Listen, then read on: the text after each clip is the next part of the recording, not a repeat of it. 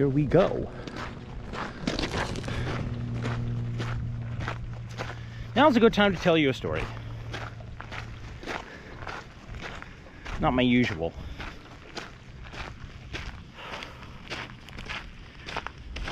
While I'm out here. It's going to take a little while to get to the first tunnel. And while that's happening, I'm going to tell you a little story. It's not such a little story, it's actually a very long story. But it's a good story. It's the story of how I basically transited back and forth to school every day. And the two instructors that changed the course of my life. The year's 1982. I just graduated from high school. And to make a very long story short, I didn't get into the college of my choice. So I ended up having to go to 4Cs, Cape Cod Community College, which is in Barnstable County. And I was living in Falmouth at the time. And that's a 40-minute drive at best. So that meant I needed to get to school every day, and I didn't have a car. So I worked most of that summer to save up enough money to get a car. Didn't get there. Not by any stretch of the imagination. Did not get there. Stop. Danger. Extreme conditions. Do not hike June through September. Well, good thing it's not September. Howdy. Hello. How was the hike? Very nice, beautiful day. Sweet. Like me, kitties. Howdy. Nice idea, parasol. And now, back to the story. So I didn't have enough money to buy a car, so that meant I needed to find somebody to basically take me to and from school. Couldn't find anybody. I reasoned that I could probably hitchhike once or twice and then get out there and probably find somebody to take me back and forth to school. I knew a whole bunch of people that were going, but they were going at different times, or they just didn't want to take me. No, I don't want to. I want to look at myself in the mirror on the way. Or they just didn't like me. And you know, the reality is probably they just didn't like me. I didn't like me when I was that age. I was dirty, smelly. You know, not much has changed. What I did that first day of school, I got up very early and then made myself breakfast, put on my best hitchhiking clothes, walked out to Route 28, and then hitchhiked. And I made it in time for class with 10 minutes to spare.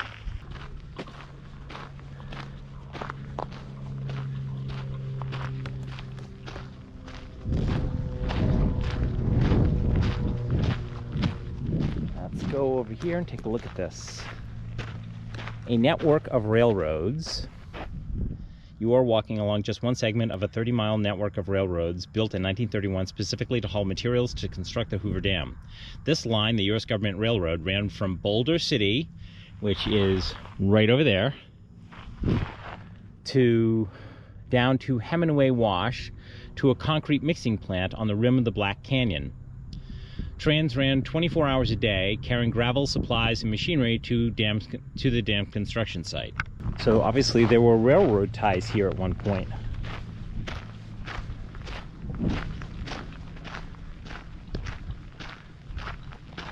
Wow. I'm so glad they took out the railroad ties. That would be really annoying. So there are 5 tunnels. I'm gonna go see all 5 and then turn around, come right back. And now, more of the story. So I got out there with 10 minutes to spare, did my classes, and then tried to find somebody going back to Falmouth. Didn't find anybody, so I got back out on, I think it's Route 33, I think. I can't remember the name of the route. I'll put it up on the screen. 149. Walked down to 149. Hitchhiked all the way back to Falmouth. Took about 3.5 hours. And then did my homework, ate dinner, went to bed, and then did the same thing the next day. That went on for about 2 weeks. well, about a week and a half. I mean, that entire time I'm looking for, you know, rides to and from school. And none of the people in my classes they live in Falmouth. None of the people in my classes want to drive me anywhere at all. I found one woman that, you know, lived in Mashpee and was willing to take me 3 days a week. And if I can get to Mashpee Commons every single day or every other day, it's just not what I wanted. I was being persnickety at that point. So I said, you know, those first couple of times, sure, let's try that. But she was late 9 times out of 10, and that just didn't work. So out she went. And oh wow, that's the trail that he was talking about, right up there, the more strenuous trail. And I think there's the entrance to it is over there. But that's the other trail that he was talking about. Wow. All right, and now back to the story. Let's see. Oh, right, okay. So this went on for about 2 weeks and was getting very frustrated that basically I had to hoof it 5 days a week because I wasn't doing 2 days a week or 3 days. I was doing a full course load at that point because I wanted to get out of 4Cs like that and then transfer my credits to another university, to the university of my choice, which I'm just gonna, spoiler alert, didn't happen. But that's another story for another time. I'm tooling around campus one day, had lunch, and I see this guy sitting across the way, and he's putting up a sign, and the sign says looking for riders. So I basically go and find him because I saw him putting up the signs and I knew who he was. And I said, I need a ride. Where are you going? He says, well, I live in Falmouth. I was like, why have we never met? Turns out he went to Falmouth Academy, which was a prestigious school. We agreed to basically cohabitate for 3 days a week. He comes and picks me up the next morning, and it's like a dream. I'm like, I don't have to be out here 3 days a week. Oh, thank God. So our class schedule basically matches by a half an hour, and he waits around on the odd day when our schedules don't matter or don't meet up, and he hooks me up basically. Ding! Way cool. I'm still hitchhiking 2 days a week, and along about a month and a half, about a month later. Ooh, dog. Hello, Mr. Dog. Come to the wrong human. Look, doggy. Hello, dog. Goodbye, dog. Have a good day. You too. More dog.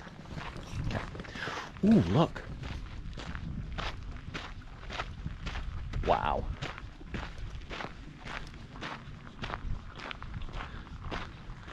Way cool. Nature. Howdy. Ooh, what a cute dog.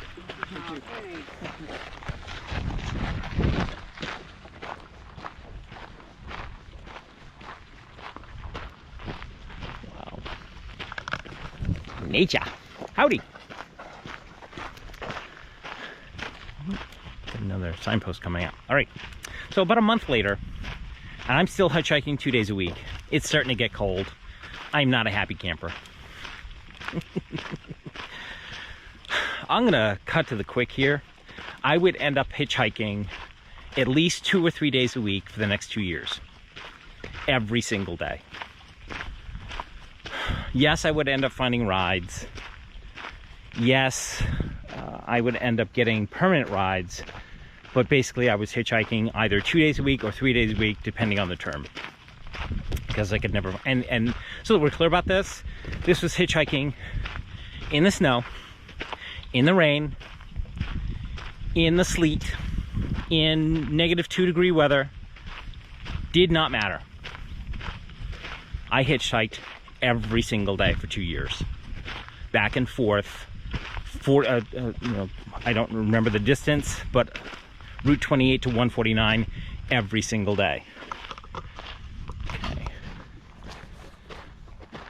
the multicolored landscapes around Lake Mead that tells a story that spans a vast expanse of time.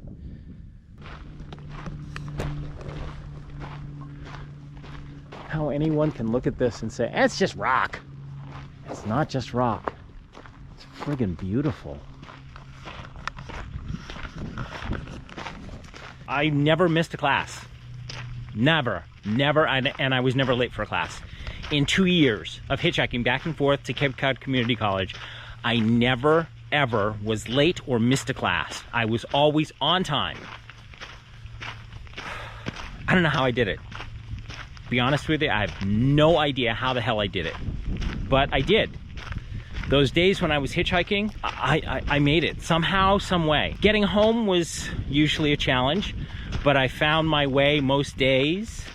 Some days it was really challenging. Some days I didn't get home until like 9 or 10 o'clock at night, and I was beat, but I had to do my homework so that I could get out of 4Cs and get into another college. That was my goal. Didn't exactly meet my goal. 6 months into this, hitchhiking back and forth to school every day, this car picks me up at the Mashpee Commons. This guy waves me in, and he asks me what I'm studying. I tell him I'm doing a business track, but my real goal is computer science, even though 4Cs does not, at that time, does not have a computer science course. I want to eventually transfer out, and he stops me right there and he says to me, I was a software developer for IBM for 20 years. I'm thinking about teaching out at the college. I'll take you right to it. What? It's like, oh, great, thanks, dude. Because usually when you get to the 28 to the 149 interchange, that's like it's almost like a back road. It's the easiest way to get to the college at that point. Most people like to go 28 and then the back end around to, I can't remember the other road that connects to 149. I think it's not 149, it's something else. And then back end around Hyannis, and then come back down the Route 6, and then cross over to the campus that way. At least I think that's the right way. Anyways, so he takes me up Route 149 right to the college. I said, what are you gonna do at the college? He says, I'm gonna teach. I've been thinking about it for ages, and I think it's about time I go do. So he goes and does. I point him at the administration office, and that was that. I didn't see him again after that. Right, desert wildlife. This is so there should be, according to this guy, there should be. Over here. I would never have seen that though. All right. Well, apparently if you would have seen it move. There's a sheep here. He's right there.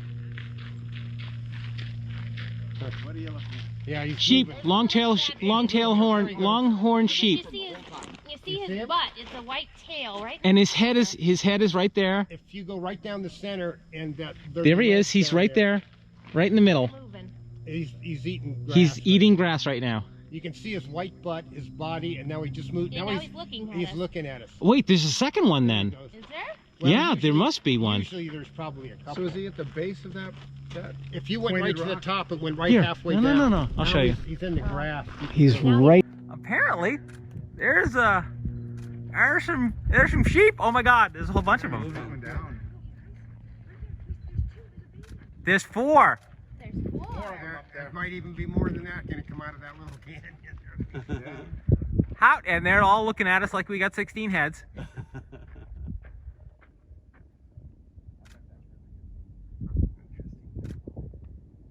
Oh wow! Yay! And now, more of the story. So, before I let go of that, sheep over there. Way cool. Ooh, look at this.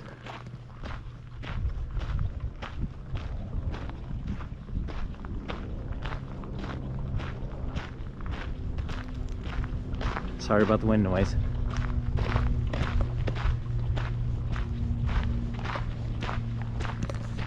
All right.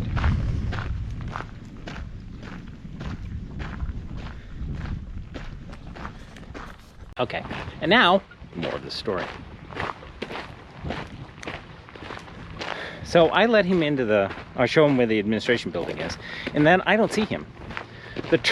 My first term ends, the second term starts, and I'm looking for elective courses. And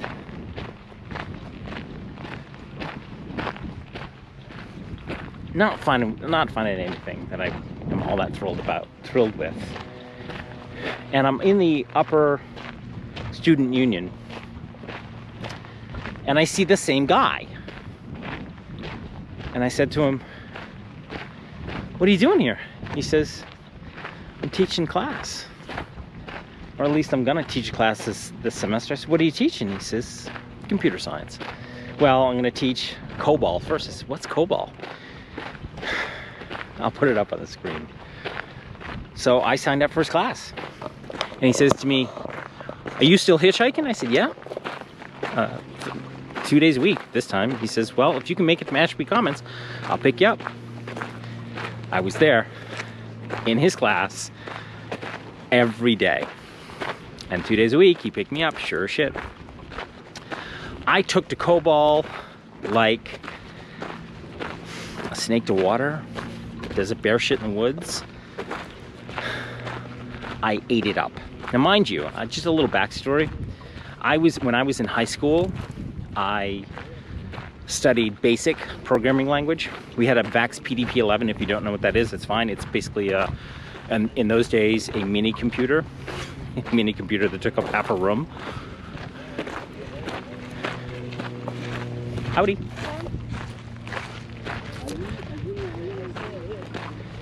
And I loved programming. I could make anything, do anything I wanted. It just really fit my mentality at the time. I loved programming, basically. Couldn't get enough of it. And when COBOL came along, I was in love. Mind you, COBOL is basically a business language. It's not user-friendly. It really is not user-friendly. It's more about how to format business data, tabular business data, more than anything else. And you can make it do a couple of things: loops, while loops, concatenation, calculations. But it's really not all that user-friendly. It just isn't. Let's look at Lake Eden. It's much better than me yapping.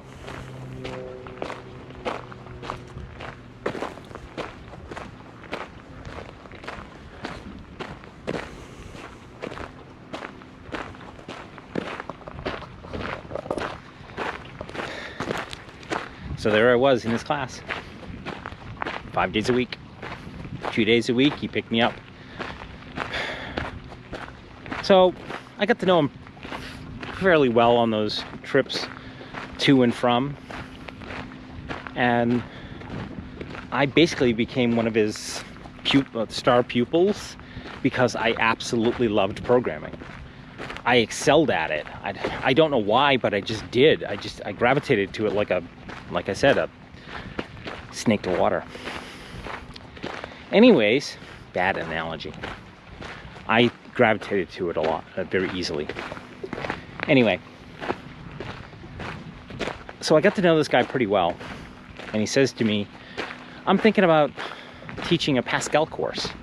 We don't have the equipment for it here, but I'm thinking about teaching a Pascal course. Are you interested?" And I'm like, "Fuck yeah."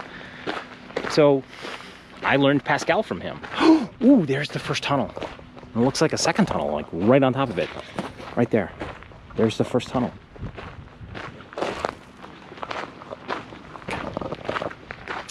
So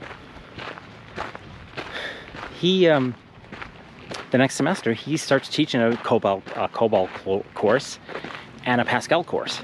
The Pascal course is basically, he teaches that basically at his home.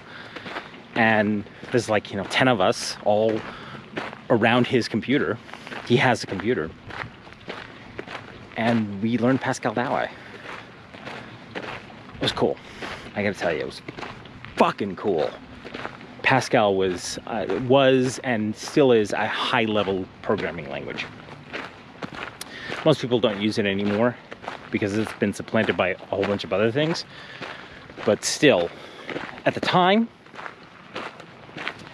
I carried around a Pascal tiny little booklet for 6 months. I knew that language backwards and forwards. I can't remember anything about the language at this point. There's one thing about COBOL that I do remember that I absolutely hated. Semicolons.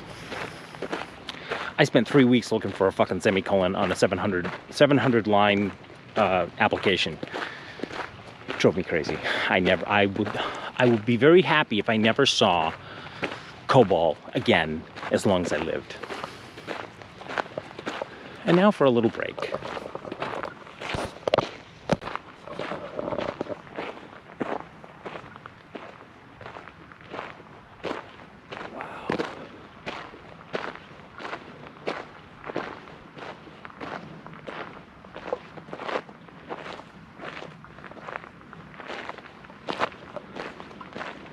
Digging the tunnels. Let's go read the literature.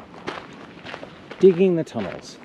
Debilitating 100-degree heat, hard volcanic rock, pounding jackhammers, falling rocks, swirling clouds of dust, and sand. The men boring and digging the 5 tunnels in this ridge must have wondered why they ever left their hometowns. Yet, despite conditions, crews from the Lewis Construction Company worked round the clock in 3 shifts and completed the project for the federal government in 5 months in 1931. Fuck.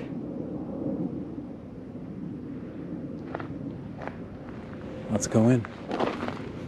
Oh my God. Wow.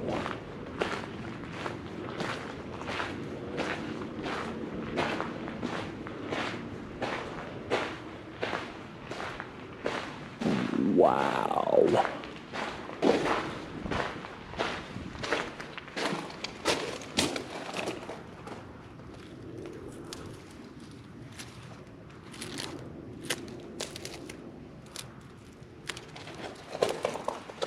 Jesus.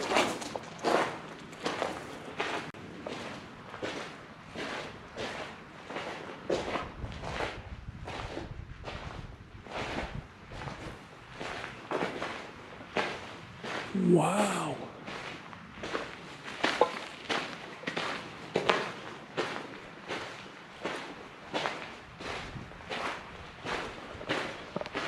Wow, I don't know if you can see me or not.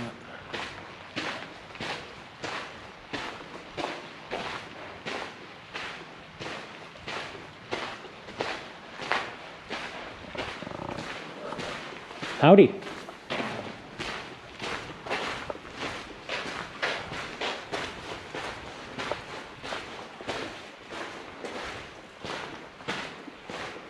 Wow.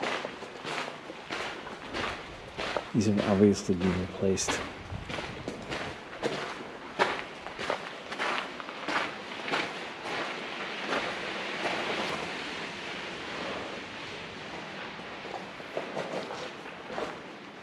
Wow.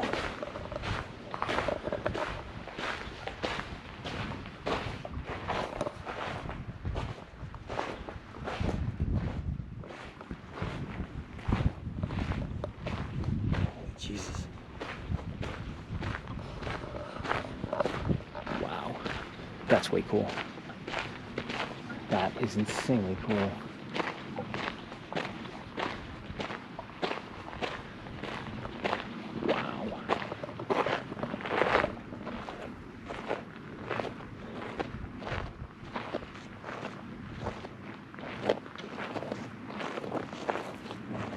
Howdy. And another one right after it.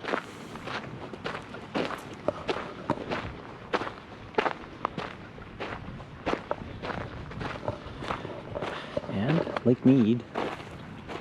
That whole Lake Mead thing. I'm thinking about going down there to do my public service announcements. Howdy.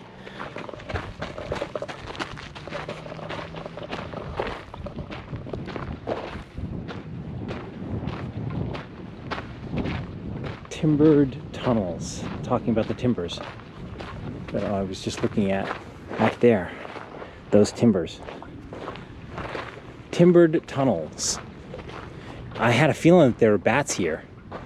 Mexican free-tailed bats. These are not Brazilian. Oh, no, this is wrong. Because Mexican free-tailed bats and Brazilian free-tailed bats are the same species. We originally thought that they were two species. They're not. It's the same species. Notice the timbered framework along the vertical walls and ceiling in Tunnel 2. Well, it's actually in 1. The tunnels are unusually large, 18 feet wide, 27 feet high. So trains could carry huge pieces of pipe and construction equipment to the dam site. Some of the tunnels along this route were reinforced with timbers to prevent fractured rock from falling on rail cars and workers. A fire destroyed the original timbers in 1990. I had a feeling, but then maybe thought. Okay. The National Park Service has stabilized 3 tunnels by restoring timbers and applying shotcrete to the walls and ceilings and on rock faces of the portals.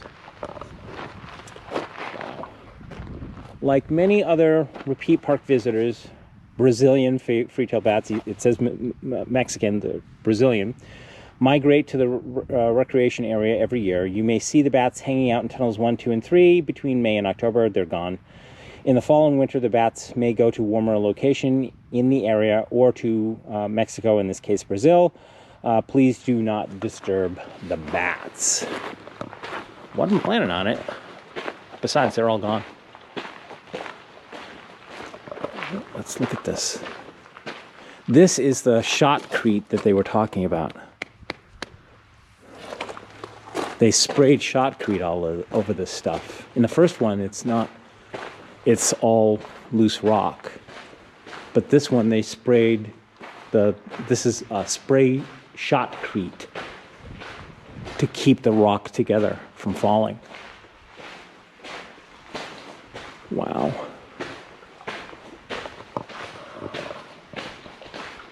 This is very cool. So this is tunnel number 2. Yeah.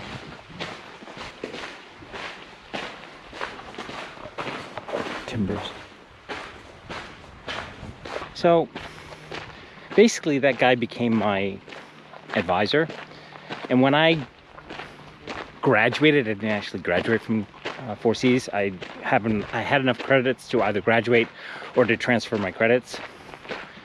So I was up in Boston looking at Northeastern University and mentioned to him that I was looking at Northeastern. He says, I know this guy, Bob Futrell.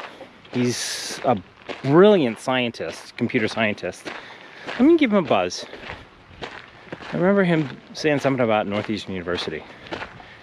He hooks me up with Bob Futrell. I have no idea who this guy is. I really don't. Bob Futrell ended up spearheading Northeastern University's computer science department and got them a monster $5 million endowment for equipment, services, and whatnot, and kept on doing that for years to come. So he basically put me in front of Bob Futrell, and Bob ended up giving me a job, and I ended up basically becoming Bob's lackey for a little while. Rude motherfucker. He's dead now, so it doesn't matter. Rude. Not exactly the nicest guy on the planet, but insanely brilliant.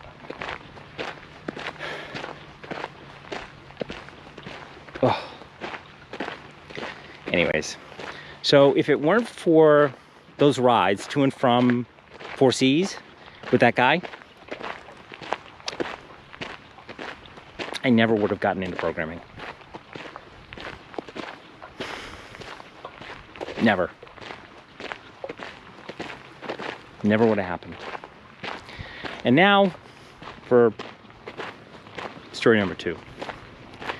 Or I should say meeting number 2. About a year in to 4Cs, I'm doing basically, at that point, I'm still doing 5 days a week, but 3 days a week I've got a ride, and 2 days a week I'm hitchhiking.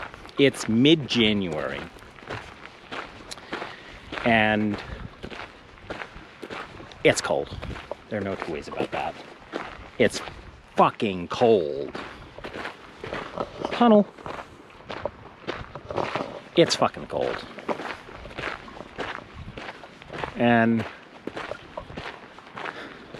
I'm standing out at Mashpee Commons, and this woman stops and picks me up. So we get to talking. She says, "Where are you going?" I said, 4Cs. And she says, "I teach out at 4Cs. What are you taking?" And I told her that I'm sort of on a business track, but it's really computer science. And she laughed and she said, "We don't have a computer science department." I said, "We're looking to change that." She says, and that such a juxtaposition in the conversation. She says to me, "You have a really good speaking voice. Have you done any theater?" And I said, "Yes." And I told her the plays that I've been in, and that I was singing in the choir at 4Cs, and had done Androcles and the Lion. And she goes, "I remember that. Oh my God." I smell bats. I smell bats. I smell the bats. Again, not guano. I smell the body odor of the bats. Same odor. The bat odor, the bat smell in there is very pungent. All right, where was I? Okay, so she had just recognized that I had been in Androcles and the Lion and saw that and said, "Wow, you were really good in that." And I said, "Thank you very much." And she says to me, "Would you be interested in doing radio?" And I'm like, "No." "Why?" She says, "Because you have a really good voice." I'm like, "All right. Well, I'm not interested, but, keep talking." She says, "Well, you probably get a job in radio." That perked up my ears. So she says, "Well, stop by my office tomorrow afternoon, and we'll talk about it some more." So she goes her way, I go mine, and the next day comes, and I get there about a half an hour early, because I like to be on time. And she's in the studio on air, and it's basically pandemonium in the studio. Absolute pandemonium. People are running around screaming. What had happened was the afternoon DJ quit on air. Made a big hullabaloo about it. I can understand that. Tunnel number 3, I think, or is this tunnel number 4? It might be tunnel number 4. And we're very close to the Hoover Dam.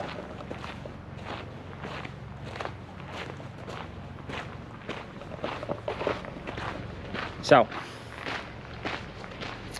it's pandemonium there, and she sees me and waves me into the booth.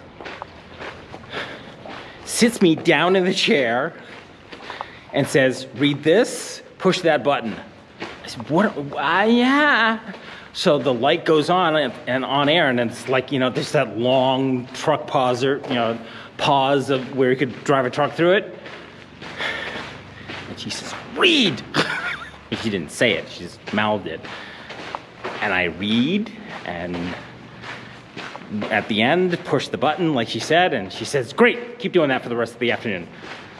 I got work to do." Turns out she's the station manager. She was the station manager. And that's how I got into radio.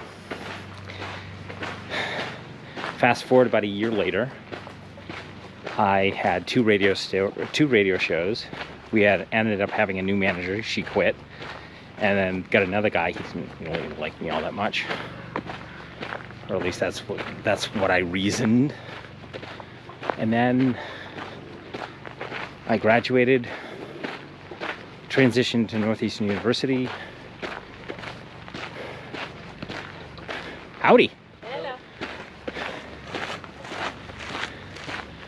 Let's look at Lake Mead, shall we?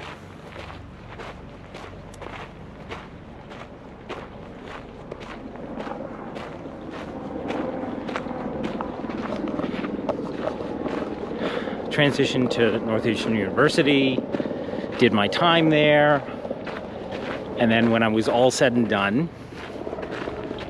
I had completely forgotten about radio. Just wasn't on my list. One summer, about 2 summers later, I was in Woods Hole, hanging around, met this girl. I'm not going to tell you who.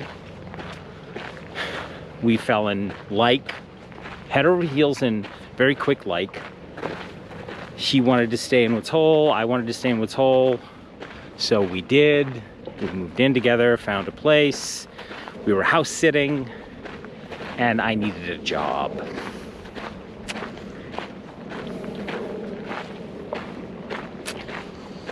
Couldn't find one. And I had no usable, marketable skills. At least not on Cape Cod. I was looking for programming jobs, nobody wanted to hire me. More Lake Mead. I was looking for programming jobs, nobody wanted to hire me. Especially not on Cape Cod, and that meant I had to, you know, even if I did find a job, that meant I had to have a car. I didn't have a car. I had a bike, and that was it. Tried to get my old gas station job back. That wasn't going to happen. Tried working for the church. That wasn't going to happen. Reverend Lowe had moved on.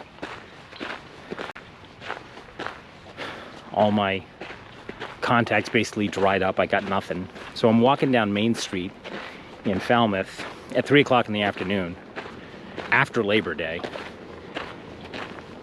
This is something you should know about Falmouth after Labor Day. After Labor Day, you can quite literally stand in the middle of the street for hours on end and not see another human being.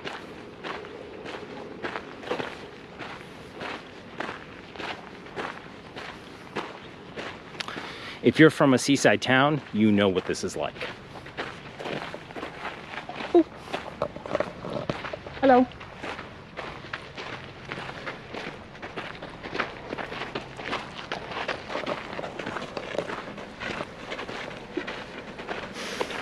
So I'm walking down the street past what was then no longer the Elizabeth Theater, which is where I saw Star Wars and The Empire Strikes Back.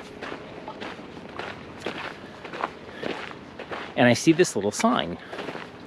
It says WFAL. I'm like, there's a radio station in Falmouth? And just on a whim, literally just on a whim, I walk up the stairs, and can you guess what's about to happen? It's pandemonium. Batshit crazy. Guess what happened? The on-air talent walked. And that was it. He was done. And the station manager is standing there. Like, you know, he's pushing buttons, and it's about to get very dark in here. So we're in I think this is the 5th tunnel.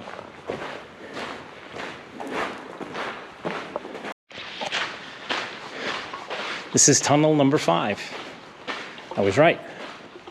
And this is the end of the line, as it were. I know you can't see anything just yet. Give it a moment.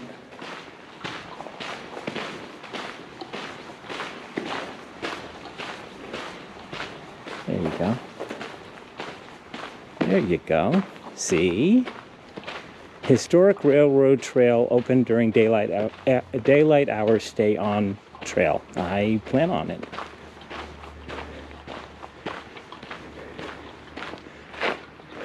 There it is. Tunnel number 5. Okay. All that scenic. Well, let's see what happens. So it's absolute pandemonium at WFAL. And the station manager, the program manager are all in the booth. And I said to the secretary, she says to me, "Are you on-air talent?" Without even, I was planning on just, can I get some information about the place? She's like, "Are you on-air talent?" And I said, "I used to be." She says, "Great, come with me." She grabs me by the shirt and points me at the program manager and says, "He's talent." And the program manager says, "You are? Great, sit down." Read this, push that. We'll talk later. And that's how I got a tiny little gig at WFAL. They ended up hiring somebody else to do that slot, but I ended up doing the overnights, which basically was monkey work. I didn't get to talk on air at all. Every once in a while, when one of the tape machines screwed up, I got to read some copy, but it was like 3 o'clock in the morning. And that lasted for about a year, that gig. I had tons of fun, didn't make any money, and you never heard my voice. Great gig. The girl, on the other hand, the house sit gig, not so much with that. We were done. We were so done. About 3 weeks into me having that job, the girl went. I kept the house sit gig for maybe another 3 weeks after that, but then had to bail because I couldn't pay the rent. It was a house sitting rent situation. And that was that. That was all she wrote, kiddies. And that, kiddies, is how I got my first and last and only job in radio. Have not had a gig since. Be nice if I could. Today's radio is much different than what it was years ago, but I still have the radio voice. WFAL. Add a little compression to that. Let's try that one more time. WFAL. Anyways, that station is long since toast by now. And that's how my 2 experiences at 4 Cs changed the course of my life. There you go, kiddies. Thanks a bunch for watching. Appreciate your time, your patience, and your patronage. If you like this stuff, do me a kind solid. Hit that like button down below. Really helps out the channel. No, seriously, really helps out the channel. Right next to that is the subscribe button, and right next to that is the notifications bell. Please click both to subscribe and to get notified about any and all videos that I may post in the future. And trust me, there's a whole lot more content coming. Which reminds me, this is also user-supported content, which is the delicate and pristine way of saying that Mr. Miles is flat, broke, po, and needs some cash. I'm pointing this out to you because YouTube isn't paying me a dime for this stuff. At this point in time, I need 1,000 subscribers and 4,000 watch hours in order to monetize this channel. I can't do that right now because I don't have those things. So that means I basically, and I have no job at this point, this is my only source of income, what I'm about to say, which is there's a Patreon link down below. Click that, subscribe, and donate whatever you can, because that money goes directly into the gas tank, a little bit of food in the stomach, and helping me to pay the insurance and to upload these videos. So anything you can donate, trust me, it'll help me out immensely. Not to mention the likes, the subs, definitely will help. But the cash, that'll really help me out. Thanks a bunch for watching. Appreciate your time and your patience, and hopefully your patronage, and I look forward to seeing you somewhere along the road. Bye!